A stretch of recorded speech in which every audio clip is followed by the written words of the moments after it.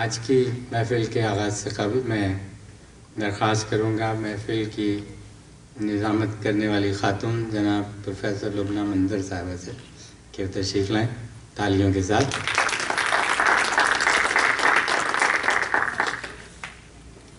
خواتین حضرات، بہت دور سے ہمارے ایک بہت عزیز اور پیارے دوست محمد علی نقوی صاحب دلی سے تشریف لائے ہیں، تو میں انہیں زحمت دوں گا کہ آج کے مہمان اعزاز کے طور پہ وہ یہاں تشریف لائیں اور ہماری عزت افزائی کریں. جناب آپ کی تالیوں کے ساتھ محمد علی سے محمد علی صدیقی صاحب، محمد علی نقوی، ان کو میں صدیقی کہتا رہتا ہوں، وہ ہمارے نقاد ہیں. تشریف رکھیے. محمد علی نقوی صاحب ایک بہت بڑے علمی اور ادبی خاندان کے فرد ہیں. آپ نے یقیناً یہ تینوں نام سنے ہوں گے، کمال امروی صاحب، رئیس امروی اور جون ایلیا. تو یہ اسی خاندان کے فرد ہیں اور کمال امروی ان کے بہنوئی بھی تھے. اہل علم و دانش اور موسیقی اور شاعری کے رسیا، اس سے ان کا پورا تعارف ہو جانا چاہیے. اور آج کی محفل کی صدارت کے لیے ہماری پاکستان سے آئی ہوئی مشہور شاعرہ جناب رخشندہ نوید صاحبہ سے درخواست ہے کہ تشریف لائیں آپ کی تعلیم کے ساتھ.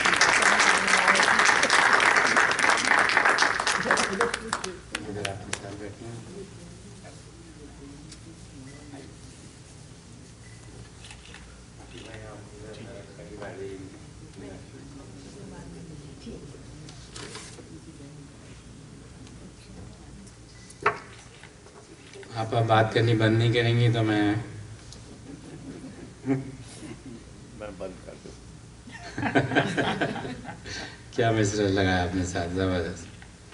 خواتین حضرات، رخشندہ پہلی بار کیلیفورنیا تشریف لائی ہیں. پیشے کے اعتبار سے پروفیشنلی کالم اور فیچر رائٹر ہیں. تعلیم ان کی صحافت میں ہے اور بنیادی طور پہ صحافی ہیں. ایڈورٹائزنگ ایجنسی میں بطور کریٹیو رائٹر کے کام کرتی ہیں. ایک ادبی تنظیم کی فاؤنڈر بھی ہیں اور سربراہ بھی، اور اس کا نام رکھا ہے روشنک. پی ٹی وی اور کئی دوسرے ٹی وی اسٹیشنز کے پروگراموں کی اینکر بھی ہیں اور کمپیئر بھی، اور سوشل سیریز ایسا کیوں کی رائٹر اور اینکر ہیں. پی ٹی وی کی ادبی سیریز ادبی منظر کی کمپیئر، اس کے علاوہ پی ٹی وی اور دوسرے ٹیلی ویژن پروگرامز کے جو دانشوروں کے مباحث ہوتے ہیں اس میں بطور کمپیئر کے ادبی خدمات انجام دیتی ہیں. آپ کا مکمل ادبی تعارف دوسرے سیشن میں آپ کی خدمت میں پیش کروں گا. ہمارے جو اس آج کی محفل کے بھی دو دور ہیں. پہلا دور اردو ادب کی بہت مشہور شاعرہ جناب فہمیدہ ریاض صاحبہ کے بارے میں ہے، اور لبنہ بہن ان کے بارے میں تفصیل سے تعارف آپ کی خدمت میں پیش کریں گی، شخصی اور ادبی، اور پھر ان کا کلام جو ہماری روایت ہے آپ کی خدمت میں پیش کیا جائے گا. اور دوسرا سیشن خالصتاً رخشندہ نوید صاحبہ کے لیے ہے. ان کی شاعری بھی سنیں گے اور ان کے بارے میں گفتگو بھی ہوگی. اور اگلے مہینے کا پروگرام، نومبر کا پروگرام جو ہے وہ آپ کا پسندیدہ پروگرام گل ہے رنگا رنگ ہوگا. تو اس کی تیاری ابھی سے شروع کر دیجیے. گل ہے رنگا رنگ کا ہمارے لیے سب سے بڑا مسئلہ یہ ہوتا ہے کہ پڑھنے والے بہت ہوتے ہیں اور وقت کم ہوتا ہے. تو سننے والے تو ہوتے ہیں، وہ ہوا کرتا تھا کبھی کسی زمانے میں. تو اس کے لیے بہرحال تیاری شروع کر دیجیے، تو جتنے لوگ بھی پڑھنا چاہیں گے یقیناً اس میں شامل ہو سکیں گے. اور ایک چھوٹا سا پروگرام آپ کے لیے خاص طور پہ نومبر میں پیش کریں گے، وہ ہے ہمارے نگیش آبادانی صاحب موسیقی کے بارے میں، خصوصاً غزل کے حوالے سے آپ کے ساتھ گفتگو کریں گے. نگیش آبادانی، میرا خیال یہ بات میں کہہ سکتا ہوں کہ کم از کم کیلیفورنیا میں موسیقی کے بارے میں جتنا علم انہیں ہے ان لوگوں کو بھی نہیں ہے جو یہاں موسیقی کے استاد مانے جاتے ہیں. اور اس بات کا علم آپ کو اسی روز ہوگا جب آپ ان کی گفتگو سنیں گے۔ دسمبر کے پروگرام میں طاہر بھائی اکثر پوچھتے رہتے ہیں کہ اظہر جاوید کے پروگرام کا کیا ہوا، تو دسمبر میں اظہر جاوید صاحب جو ہمارے دوست جنہوں نے 45 سال ایک ادبی رسالہ نہایت نامساعد حالات میں لاہور سے نکالا ہے، مسلسل تخلیق کے نام سے، پچھلے برس وہ ان سے جدا ہو گئے۔ انہوں نے بہت کام کیا ہے، اور آج اردو ادب کے بے شمار نام جو آسمان پہ چمک رہے ہیں وہ اس رسالے کی وجہ سے ہیں اور اظہر جاوید کی وجہ سے ہیں۔ تو دسمبر میں ہم انہیں یاد کریں گے اور ان کے بارے میں گفتگو ہوگی اور ان کا کلام آپ کی خدمت میں پیش کیا جائے گا۔ 2 اعلانات۔ فارسی کی کلاس ہم لوگ شروع کر رہے ہیں، اور جناب جعفر شاہ صاحب جو یہاں تشریف فرما ہیں یہ پڑھائیں گے۔ میں بہت عرصے سے اس تلاش میں تھا کہ فارسی کا استاد کوئی ملے، اور یہ بڑی خوش قسمتی کی بات ہے کہ نہ صرف یہ کہ فارسی پڑھانے والے ملیں، بلکہ جو اردو زبان کو بھی اسی اعتبار سے جانتے ہیں مادری زبان کے طور پہ، جیسے فارسی تقریباً ان کی مادری زبان ہے، بلکہ پنجابی اور سرائکی بھی ہے، سب کچھ بہت روانی سے بولتے ہیں، تو پڑھنے والوں کے لیے سمجھنے میں خاصی آسانی ہوگی کہ وہ ہر طرح سے کس زبان میں کس کو کیا کہا جا سکتا ہے۔ تو یہاں پہ فلائرز رکھے ہوئے ہیں اس کے، اور جو لوگ کلاس کے لیے سائن اپ کرنا چاہیں وہ پلیز وہاں سائن اپ کر لیجئے۔ اور ڈاکٹر عصمت کمال صاحب جو دوست ہیں ہمارے، وہ جنوری سے کلاس شروع کر رہے ہیں اپریسیشن آف اردو پوئٹری۔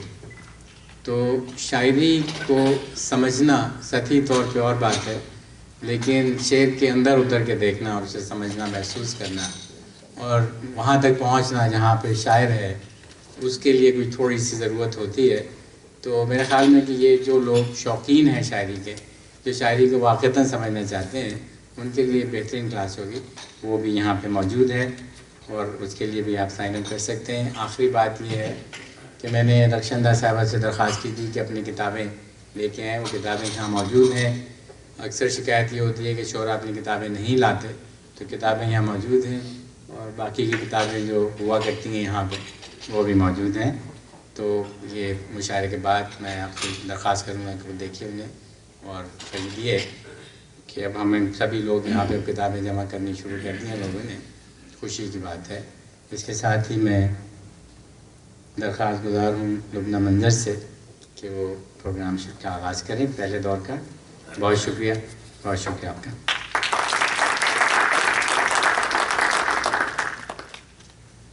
بسم اللہ الرحمن الرحیم۔ ہمارا آج کا پروگرام جیسا کہ آپ کو معلوم ہے 2 سیشنز پہ مشتمل ہے۔ پہلا فہمیدہ ریاض صاحبہ کے حوالے سے ہے۔ باقاعدہ ہم اس پروگرام کا آغاز کرتے ہیں۔ پاکستان میں اردو شاعری تسلسل کے ساتھ آگے بڑھ رہی ہے۔ اس حوالے سے فہمیدہ ریاض کا نام ان اہم پاکستانی شاعرات میں شامل ہے جنہوں نے پاکستان کی شعری تاریخ میں ایک اہم کردار ادا کیا ہے اور ایک نمایاں مقام حاصل کیا ہے۔ ادا جعفری، زہرہ نگاہ، پروین شاکر، کشور ناہید اور فہمیدہ ریاض یہ وہ نام ہیں جنہوں نے پاکستان میں خواتین شعراء کے حوالے سے اردو شاعری کو اپنی بھرپور تخلیقی آوازوں سے زندہ رکھا، اور آج یہ نام اردو شعر و ادب کے مینارۂ نور بن کر جگمگا رہے ہیں۔ ہمارے آج کے پروگرام کی ادبی شخصیت فہمیدہ ریاض صاحبہ ہیں۔ فہمیدہ ریاض 28 جولائی 1946 میرٹھ یوپی انڈیا میں پیدا ہوئیں۔ ان کی ابتدائی زندگی کے حوالے سے ہم بتاتے چلیں کہ جب وہ 5 سال کی تھیں تو ان کے والد ریاض الدین زبیری صاحب کا انتقال ہو گیا، اور ان کے والد علی گڑھ مسلم یونیورسٹی کے تعلیم یافتہ تھے۔ انہوں نے ملازمت کے سلسلے میں سندھ میں سکونت اختیار کر لی تھی۔ وہ ایک ماہر تعلیم کی حیثیت سے سندھ کے جدید نظام تعلیم کی ترویج و ترقی کے حوالے سے اہم مقام رکھتے ہیں۔ والد کے انتقال کے بعد آپ کی والدہ حسنہ بیگم نے گھر کی ذمہ داریوں کو مکمل طور سے نبھانے کی بھرپور کوششیں کیں۔ وہ خود ایک تعلیم یافتہ خاتون تھیں اور اردو اور فارسی سے گہری دلچسپی رکھتی تھیں۔ فہمیدہ ریاض بچپن ہی سے سندھی، اردو، انگریزی اور فارسی زبانوں سے مانوس ہو چکی تھیں۔ اگر دیکھا جائے تو ان کی تخلیقی سفر میں بھی ان تینوں زبانوں کے حوالے سے اہم تخلیقات، جن میں مثنوی مولانا روم کا ترجمہ فارسی سے اردو میں یہ خانہ آب و گل کے نام سے ہے، اور شاہ عبداللطیف بھٹائی اور شیخ ایاز کے سندھی شاعری کے اردو تراجم شامل ہیں۔ اس کے علاوہ ان کی شعری و نثری تحریر پر مشتمل کتابوں میں پتھر کی زبان، بدن دریدہ، اپنا جرم ثابت ہے، کیا تم پورا چاند نہ دیکھو گے، خط مرموز، گوداوری کراچی، گلابی کبوتر، دھوپ، آدمی کی زندگی، کھلے دریچے سے، حلقہ میری زنجیر کا، ادھورا آدمی، قافلے پرندوں کے، پاکستان لٹریچر اینڈ سوسائٹی، زندہ بہار، مٹی کی مورت، ہم رکاب اور لالو گوہر شامل ہیں۔ ان کی ادبی خدمات کے حوالے سے انہیں بے شمار ایوارڈ سے نوازا گیا، جن میں شیخ ایاز ایوارڈ، صدارتی تمغہ حسن کارکردگی اور ستارہ امتیاز جیسے اہم ترین ایوارڈز شامل ہیں۔ ان کی اولادوں میں 2 بیٹیاں اور 1 بیٹا ہے۔ 2007 میں فہمیدہ ریاض نے اپنے بیٹے کبیر کو ایک حادثے میں کھو دیا جب وہ اپنے دوستوں کے ساتھ پکنک پر تیرتے ہوئے ڈوب گیا تھا۔ فہمیدہ ریاض کی ذاتی زندگی اور ذاتی حالات کے حوالے سے ہم دیکھتے ہیں کہ وہ بہت کم عمری میں باپ کے سایہ شفقت سے محروم ہو گئی تھیں۔ اپنے والد کے حوالے سے انہوں نے اپنے ایک انٹرویو میں بتایا کہ جب میں نے ذرا ہوش سنبھالا تو گھر میں میرے والد کی کتابیں ان سے میرے تعارف کا ذریعہ بنی، اور پھر وہ دوست احباب جن سے میرے والد کے تعلقات تھے۔ فہمیدہ ریاض کا بچپن گڑیوں کے ساتھ کھیلنے کے بجائے کتابوں کے درمیان گزرتا۔ اپنی والدہ کا انہیں اسماعیل میٹھی کی نظمیں سنانا آج بھی یاد ہے۔ یوں شاعری بچپن سے ان کے ساتھ ساتھ رہی۔ ان کی پہلی نظم فنون میں چھپی جب وہ 15 برس کی تھیں۔ فہمیدہ ریاض جب کالج پہنچیں تو اپنے تعلیمی دور سے ہی وہ سیاسی اور سماجی سرگرمیوں میں حصہ لینے لگیں۔ یوں ان کی غیر نصابی سرگرمیوں کے ساتھ ساتھ ریڈیو پاکستان سے نیوز کاسٹر بننے کا آغاز ہوا۔ کچھ عرصے بعد ان کی شادی گھر والوں کے پسند سے ہوئی۔ شادی کے بعد وہ برطانیہ چلی گئیں، جہاں انہوں نے فلم میکنگ کی تکنیکی تربیت حاصل کی۔ اس زمانے میں ہمارے یہاں خواتین کا اس پیشے سے وابستہ ہونا یا اسے اختیار کرنا ایک بالکل نئی بات تھی۔ اس دوران انہوں نے BBC کو جوائن کیا۔ شاعری کا سلسلہ بھی جاری رہا۔ جب ان کے یہاں پہلی بیٹی کی ولادت ہوئی تو انہوں نے ایک بیٹی کی ماں بننے کے خوشگوار احساس پر بھی اپنے خیالات نظم کیے۔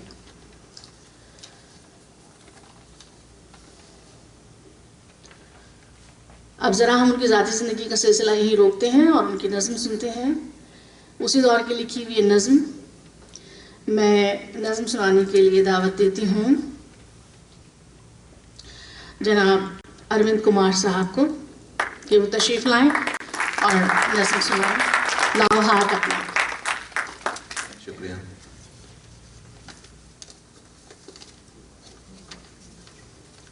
نظم پیش ہے۔ لاؤ ہاتھ اپنا لاؤ ذرا،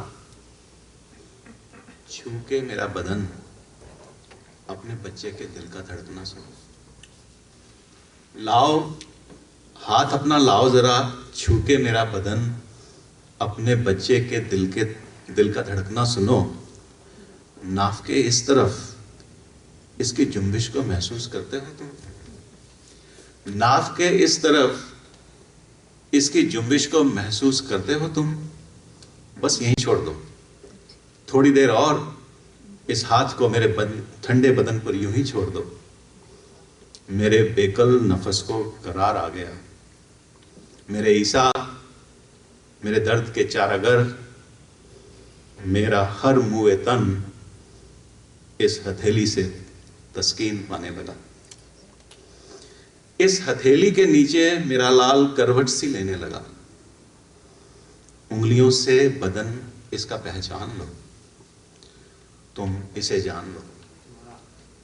میرے عیسیٰ، میرے درد کے چارگر، میرا ہر موئے تن اس ہتھیلی سے تسکین پانے لگا۔ اس ہتھیلی کے نیچے میرا لال کروٹ سی لینے لگا۔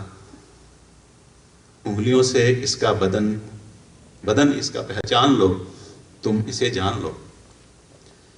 چومنے دو مجھے اپنی یہ انگلیاں، چومنے دو مجھے اپنی یہ انگلیاں، ان کی ہر پور کو چومنے دو مجھے۔ नाखूनों को लबों से लगा लूं जरा, चूमने दो मुझे अपनी ये उंगलियां, उनकी हर बोर को चूमने दो मुझे, नाखूनों को लबों से लगा लूं जरा, फूल लाती हुई ये हरी उंगलियां, मेरी आंखों से आंसू उबलते हुए उनसे सींचूंगी मैं। फूल लाती हुई ये हरी उंगलियां, मेरी आंखों से आंसू उबलते हुए उनसे सींचूंगी मैं, फूल लाती हुई उंगलियों की जड़ें चूमने दो, मेरी आंखों से आंसू उबलते हुए उनसे सींचूंगी मैं, फूल लाती हुई उंगलियों की जड़ें चूमने दो मुझे, चूमने दो मुझे अपने बाल, अपने माथे का चांद, अपने लब, ये चमकती हुई काली आंखें, मेरे कांपते होंठ, मेरी छलकती हुई आंख को देखकर कितनी हैरान है।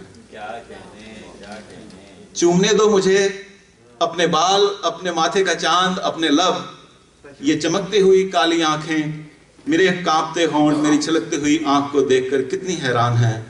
तुमको मालूम क्या, तुमको मालूम क्या, तुमको मालूम क्या, तुमने जाने मुझे क्या से क्या कर दिया, तुमको मालूम क्या, तुमने जाने मुझे क्या से क्या कर दिया, मेरे अंदर अंधेरे का आसिर था, या करा ता करा एक अनमिट खला, मेरे अंदर अंधेरे का आसिर था, या करा ता करा एक अनमिट खला, यूं ही फिरती थी मैं जीस्त के जायके से तरसती हुई, यूं ही फिरती थी मैं जीस्त के जायकों को तरसती हुई, दिल में आंसू भरे सब पे हंसती हुई। क्या बात है, क्या बात है। मेरे अंदर अंधेरे का आसेब था, या करा ता करा एक अनमिट खला, यूं ही फिरती थी मैं जीस्त के जायकों के तरसती हुई, दिल में आंसू भरे सब पे हंसती हुई। तुमने अंदर मेरा इस तरह भर दिया, फूटती है मेरे जिस्म से रोशनी, तुमने अंदर मेरा इस तरह भर दिया, फूटती है मेरे जिस्म से रोशनी। सब मुकद्दस किताबें जो नाजिल हुई, सब पैगंबर जो अब तक उतारे गए, सब फरिश्ते कि हैं बादलों से परे, रंग संगीत सुर फूल कलियां शजर, सुबह दम पेड़ की झूमती डालियां, उनके माफूम जो भी बताए गए, खाक पर बसने वाले बशर को मसरत के जितने भी नगमे सुनाए गए, सब ऋषि सब मुनि अंबिया औलिया खैर के देवता हुस्न नेकी खुदा, आज सब पर मुझे एतबार आ गया, एतबार आ गया। क्या बात है,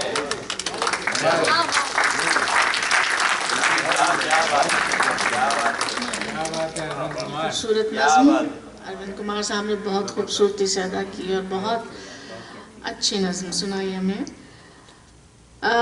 यूँ हमें महसूस होता है कि फ़हमीदा रियाज़ की शायरी और उनकी ज़िंदगी साथ साथ सफ़र करती है, वो अपने तजुर्बों को शायरी में समोती चली जाती हैं। फ़हमीदा रियाज़ की पहली अज़वाजी ज़िंदगी कामयाब ना हो सकी और वो पाकिस्तान आ गई। यहाँ उन्होंने एक एडवर्टाइजिंग एजेंसी में नौकरी कर ली। फ़हमीदा रियाज़ ने दूसरी शादी सिंध की एक सियासी शख्सियत ज़फ़र अली से की। उन दोनों ने मिलकर आवाज़ के नाम से एक जरीदा निकाला जिसे ज़ियाउल हक़ के दौर में बंद करना पड़ा। उन पर कई मुकदमात चलाए गए। इन हालात में उन्होंने किसी तरह जान बचाने के लिए अपने 2 बच्चों के साथ इंडिया जाने का फ़ैसला भी कर लिया, जहाँ उनके कुछ रिश्तेदार भी थे, लेकिन उनके शौहर ज़फ़र अली को जेल जाना पड़ा। रिहाई के बाद वो भी फ़हमीदा रियाज़ के साथ इंडिया में उनके साथ तकरीबन 7 साल क़याम पज़ीर रहे। इस दौरान फ़हमीदा रियाज़ जामिया मिल्लिया से भी वाबस्ता रहीं, लेकिन ज़िंदगी ने यहाँ भी करार ना लिया। अपना जुर्म साबित है उनके इसी दौर की अक्कास है। 7 साल के बाद जब पाकिस्तान में हुकूमत बदली तो फ़हमीदा रियाज़ अपने बच्चों और अपने शौहर के साथ वतन वापस आ गए। पाकिस्तान आने के बाद उन्होंने यहाँ नेशनल बुक फाउंडेशन की MD के हैसियत से अपनी खिदमत अंजाम दी। इसके अलावा कायदे आज़म अकेडमी और उर्दू डिक्शनरी बोर्ड में भी MD के हैसियत से कारहाय नुमाया अंजाम दिए। यहाँ तक तो उनकी ज़ाती ज़िंदगी की एक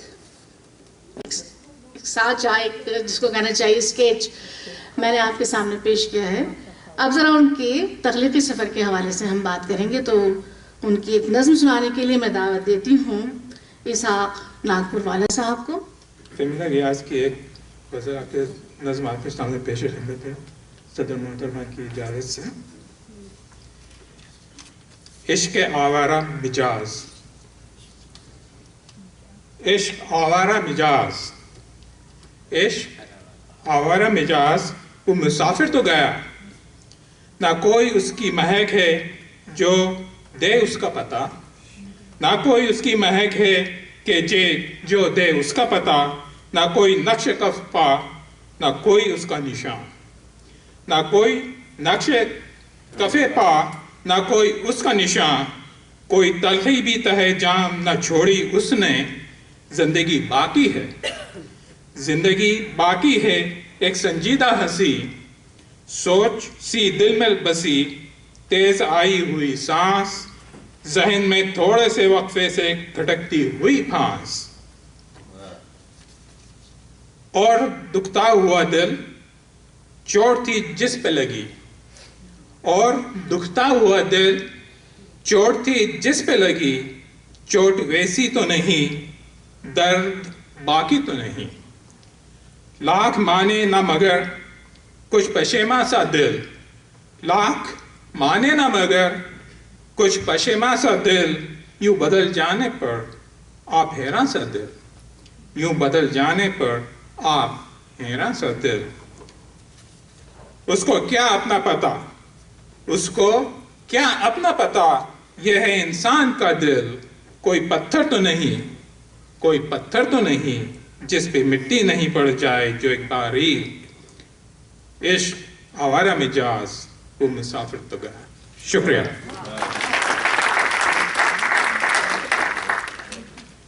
اور اب میں دعوت دیتی ہوں جناب حاتم رانی صاحب کو، وہ فہمیدہ ریاض کی ایک نظم زبانوں کا بوزہ سنانے کے لیے تشریف لاتے ہیں.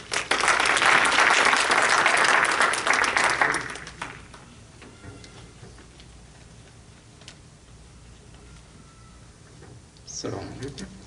اجازت ہے؟ فہمیدہ ریاض کی نظم زبانوں کا بوسہ.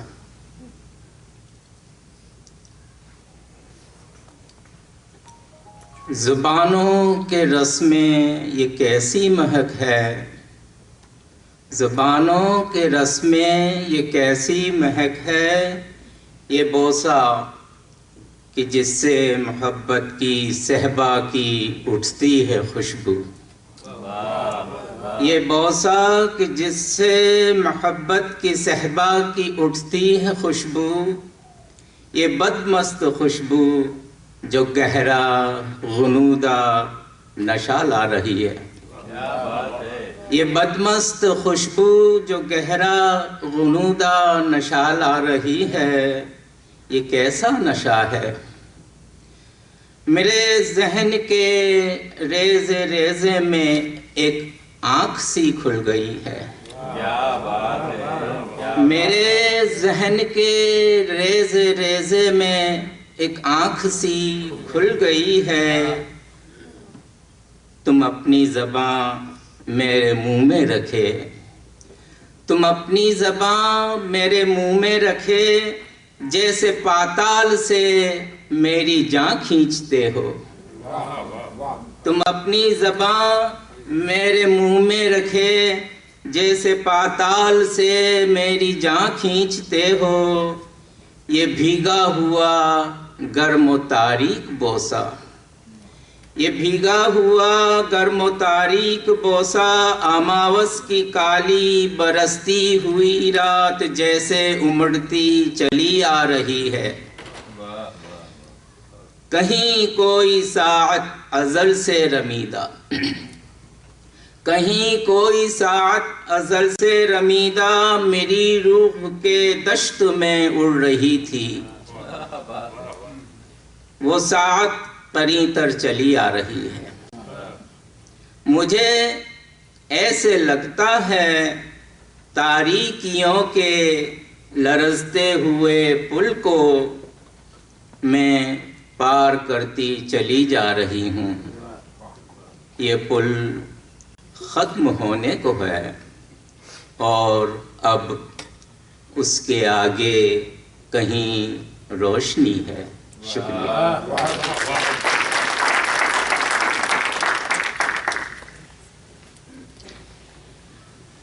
بنیادی طور پر فہمیدہ ریاض اپنی شاعری میں عورت کے حوالے سے جن نظموں کو لکھ رہی تھیں وہ اس وقت ان کی فکر و شعور کی ایسی رو تھی جسے وہ خود بھی نہیں جانتی تھیں، لیکن بعد میں تحریک نسواں کے حوالے سے نظموں کو بہت پذیرائی ملی اور یوں ایک واضح صورتحال سامنے آئی۔ ہمارے معاشرے میں عورت پر ہونے والے جبر اور ناانصافیوں کے بارے میں لکھتے ہوئے شاعری اور نثر دونوں کو انہوں نے اپنا ذریعہ اظہار بنایا، جہاں عورت کو بحیثیت ایک مکمل انسان تسلیم کیے جانے پر اور میل ڈومینیشن کے مختلف پہلوؤں کی طرف نشاندہی کی گئی۔ اصل میں فہمیدہ ریاض کا تعلق لکھنے والوں کے ایک ایسے طبقے سے ہے جو اپنے ارد گرد کی زندگی اور اس کے سیاسی اور سماجی حالات اور واقعات سے گریزاں نہیں رہ سکتے، اسے لکھے بغیر نہیں رہ سکتے۔ یہی وجہ ہے کہ ان کی ساری زندگی اور ان کی ساری ادبی جدوجہد اور ان کی ساری شعری و ادبی تحریریں اسی گھٹن زدہ ماحول سے نکلنے کا استعارہ ہیں۔ ان کی آواز میں بے باکی بھی ہے اور تاثیر بھی ہے۔ یہ ایک عورت کی توانا آواز ہے۔ ان کے ہاں عورت پر جو ظلم ہے اس کے بارے میں تو اظہار نظر آتا ہے، لیکن انہوں نے عورت کی مظلومیت کا رونا نہیں رویا ہے۔ ان کی تحریروں کے پیچھے جو عورت ہمیں نظر آتی ہے وہ بہت مضبوط، جرأت مند اور باشعور ہے۔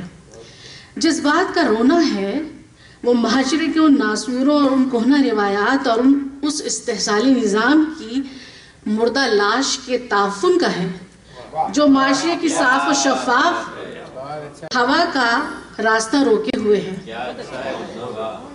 اور عورت جو اس معاشرے کا ایک بہت اہم اور خوبصورت حصہ ہے اس کی زندگی میں حبس اور اندھیرے کا سبب ہے۔ اس حوالے سے ان کی ایک نظم چادر اور چار دیواری کا کچھ حصہ سنتے چلیے۔ حضور، میں اس سیاہ چادر کا کیا کروں گی، یہ آپ مجھ کو بخشتے ہیں وسط عنایت، نہ سوگ میں ہوں میں کہ اس کو اوڑھوں، غم و علم خلق کو دکھاؤں، نہ روگ ہوں میں کہ اس کی تاریکیوں میں خفت سے ڈوب جاؤں، نہ میں گناہ گار ہوں نہ مجرم کہ اس سیاہی کی مہر اپنی جبیں پر ہر حال میں لگاؤں۔ اگر نہ گستاخ مجھ کو سمجھیں، اگر میں جاں کی امان پاؤں، تو دست بستہ کروں گزارش کہ بندہ پرور حضور کے حجرہ معطر میں ایک لاشا پڑا ہوا ہے، کیا بات ہے، نہ جانے کب کا گلا سڑا ہے، یہ آپ سے رحم چاہتا ہے، حضور اتنا کرم تو کیجئے، سیاہ چادر مجھے نہ دیجئے، سیاہ چادر سے اپنے حجرے کی بے کفن لاش ڈھانپ دیجئے۔ سیاہ چادر تو بن چکی ہے میری نہیں آپ کی ضرورت، کہ اس زمین پر وجود میرا نہیں فقط ایک نشان شہوت، یہ چار دیواریاں، یہ چادر گلی سڑی لاش کو مبارک، کھلی فضاؤں میں بادمہ کھول کر بڑھے گا میرا سفینہ، میں آدم نو کی ہم سفر ہوں کہ جس نے جیتی میری بھروسہ بھری رفاقت۔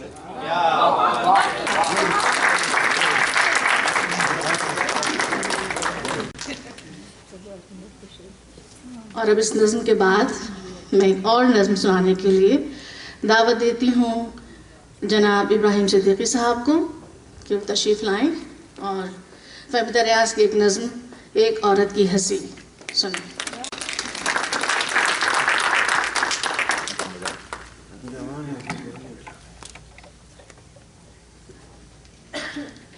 اتنی اچھی نظمیں سننے کے بعد یہ عورت کی ہنسی بھی بہت اچھی نظم ہے، لیکن میں خود یہ جو آزاد شاعری ہے اس سے بہت ناواقف ہوں، تو یہ پہلی کوشش ہے تو آپ معاف کریں۔ پتھریلے کوثار کے گاتے چشموں میں گونج رہی ہے ایک عورت کی نرم ہنسی، دولت، طاقت اور شہرت سب کچھ بھی نہیں، اس کے بدن میں چھپی ہے اس کی آزادی۔ دنیا کے معبود میں کہ نئے بت کچھ کر لیں، سن نہیں سکتے اس کی لذت کی سسکی۔ اس بازار میں گو ہر مال بکاؤ ہے، کوئی خرید کے لائے ذرا تسکین اس کی.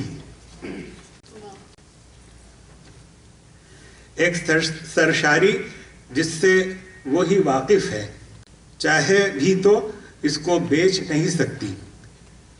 وادی کی آوارہ ہواؤں آ جاؤ، آؤ اور اس کے چہرے پر بوسے دو.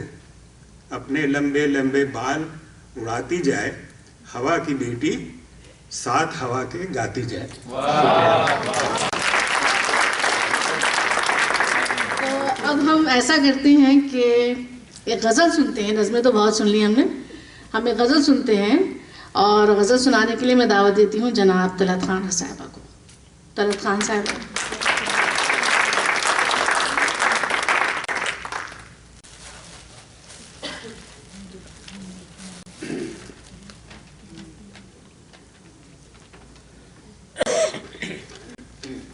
السلام علیکم.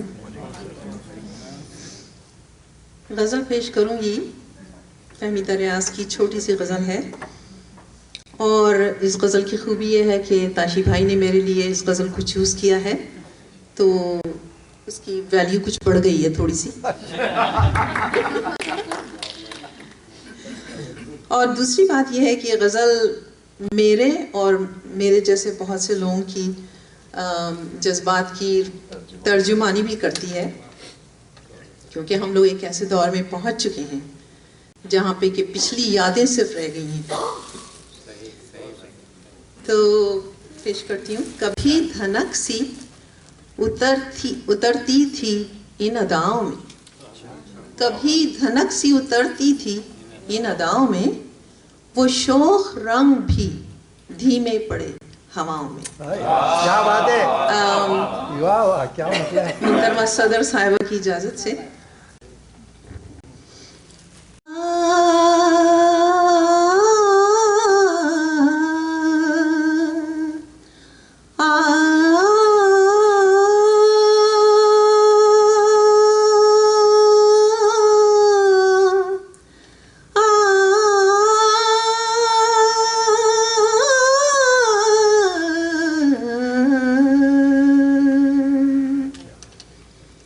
کبھی دھنک سی اترتی تھی ان اداؤں میں، کبھی دھنک سی اترتی تھی ان اداؤں میں، وہ شوخ رنگ بھی دھیمے پڑے ہواؤں میں، کبھی دھنک سی اترتی تھی ان اداؤں میں. میں تیز گام چلی جا رہی تھی اس کی طرف، میں تیز گام چلی جا رہی تھی اس کی طرف، کشش عجیب تھی اس دشت کی صداؤں میں، کشش عجیب تھی اس دشت کی صداؤں میں. سکوت شام ہے اور میں ہوں گوش پر آواز، سکوت شام ہے اور میں ہوں گوش پر آواز، کہ ایک دم دمے کا ہے فسون ہواؤں میں، کہ ایک دم دمے کا ہے فسون ہواؤں میں، وہ شوخ رنگ بھی دھیمے پڑے ہواؤں میں، کبھی دھنک سی اترتی تھی ان اداؤں میں،